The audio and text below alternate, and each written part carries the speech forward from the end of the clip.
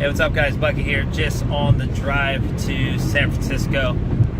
It's crazy, it's like, it's such a different thing to get in a car and to sit around for 5 hours, and it's interesting what happens in that space. And one of the things that came up for me was conversations and just connecting with different types of folks.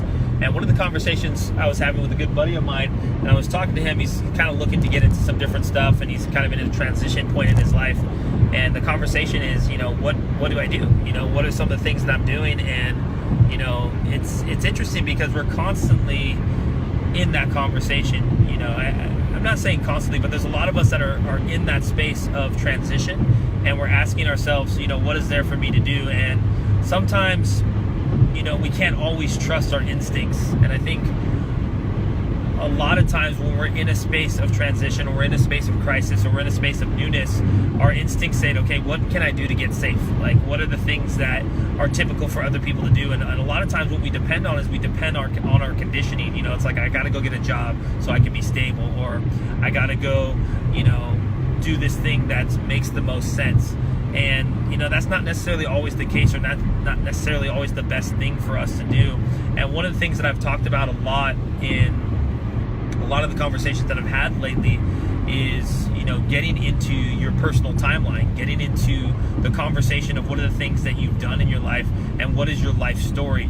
And when you talk about getting into a space of living in your passion or living in your purpose, a lot of it is getting into the things that you've done. What are the things that I've done? What are the expertise that I have? What is my most valuable commodity in my products and services that I can provide to people? And it's based in the stuff that you've done and the things that you've experienced. So I was having this conversation with a friend of mine, and I was just saying, this is what you've been built to do, man. Like, if you look at your life and you look at all the things that you've done throughout your life, these are the things that you've been built to do, and go out and do them. So many times we try to find things that make sense by looking outside of our life situation. And the truth about it is, like, if you want to make the $100,000, if you want to make the $1 million or $250,000, it's like, get in your lane. Get in your lane. It's like, this is what's reminding me as I drive over the bridge in San Francisco. It's like, get in your lane and start driving. It's like, because you're never going to be able to create that much leverage in something that you're not passionate about. So the idea is, how do you get in your lane in the shortest amount of time possible? And when you're in your lane, how can you just start to grind? How can you just start to drive? How can you put your pedal to the metal and really kind of get some traction towards the things that you want to create? And then look at, hey, in this lane, which is my lane, what is the most valuable products and service that I can provide?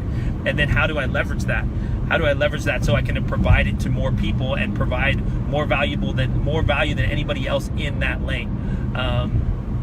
And again, for a lot of us, we get so caught up with and lost in finding that position and thinking that, who we are is not good enough to be the authority in our own life, that we need to do something different, that we need to be something different, that we need to create something different than who we are. And the truth about it is that you are a master in your life. You've been perfectly designed to do you. You've been trained to do you. You've been training in that your whole life. You have a PhD in you. You just have to have enough courage and enough confidence to be that, so that you can start to live that forward and start to express that in your life every single day.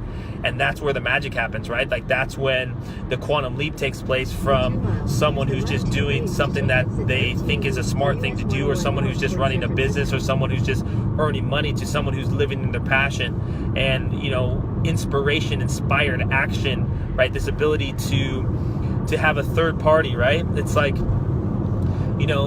so many times we depend on the logical decision. And what if instead of being logical, what we start to do is we start to be illogical? We start to think outside of our paradigm, outside of our box of the things that we know, and we start to trust in the things that maybe we don't know. Or maybe those are the things that we know most innately. We start to trust in the things that are being communicated to us through our heart and through the divine and through spirit, and we start to act on those things. We start to ask ourselves the questions: what are the things that I would do if I never fail? What are the things that I would do if I knew I could really be me at all the different times in my life? And what if I just started to take action on those things? Because that's, again, where the magic takes place. That's where the joy takes place. That's where the passion takes place. And that's where really stars are born, right? We're all, that's conversation of we're born from the stars, but are we all born to be stars? And I truly believe that every single person has a message. I believe that everybody here is here to contribute to some people, or to in some way, in some form. And part of our mission in life, if you will, is to really take on what that is for us, and to really trust in it for us, so that we can actually be that for ourselves and in turn for others. And if you want to get in touch with your passion, if you want to get in touch with your purpose, if you want to get in touch with your impact and your legacy, it's really about those things, right? It's about those elements of really just being myself and authentically living that through everything that I do in my life.